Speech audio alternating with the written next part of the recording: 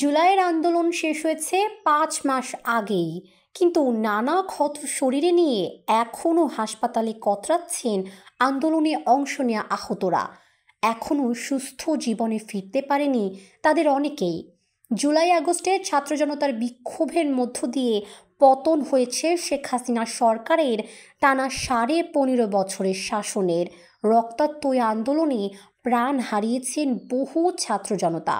বন্দুকের বুলেট সহ নানা আঘাত নিয়ে বিভিন্ন হাসপাতালে শয্যাশায়ী রয়েছেন অনেকেই।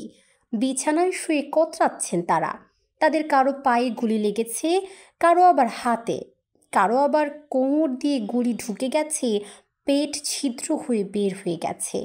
অনেকেই সারা জীবনের মতো হারিয়েছেন পা, চোখ হারিয়েছেন কেউ কেউ।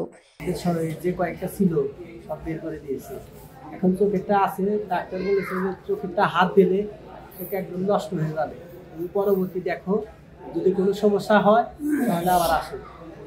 এটা বলছে যে আমাদের চিকিৎসা খুবই ভালো দিয়েছে।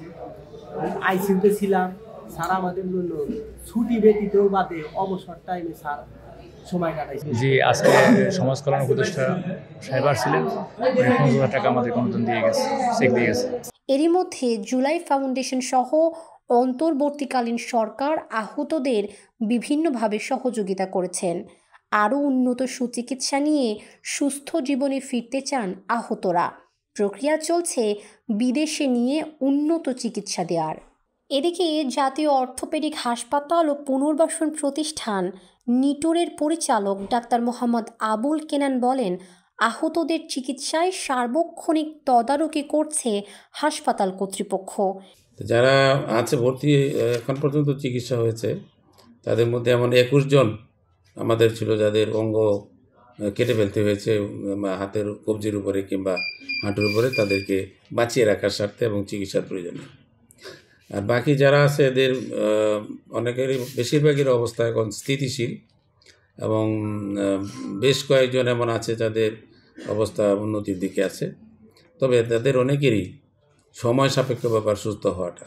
হাতে বা পায়ের বোন বা হাড় কিছুটা লস হয়েছে, এই সমস্ত জায়গাগুলোকে অন্য জায়গা থেকে মাংস বা চামড়া এগুলো এনে রেখে দিয়ে অন্য চিকিৎসা প্রদান করা হচ্ছে। এই প্রক্রিয়াগুলি সময় সাপেক্ষ এবং একটু জটিল। আমরা সেগুলো চিকিৎসা দিয়ে যাচ্ছি এবং তারা আস্তে আস্তে উন্নতির দিকে আসছে।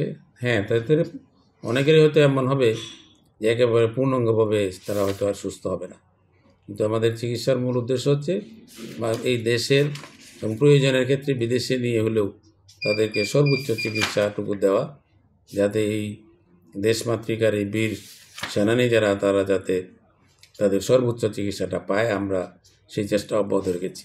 এই মধ্যে সুস্থ হয়ে ছাড়পত্র নিয়েছেন অনেকেই, কাউকে আবার উন্নত চিকিৎসার জন্য বিদেশেও নেওয়া লাগতে পারে।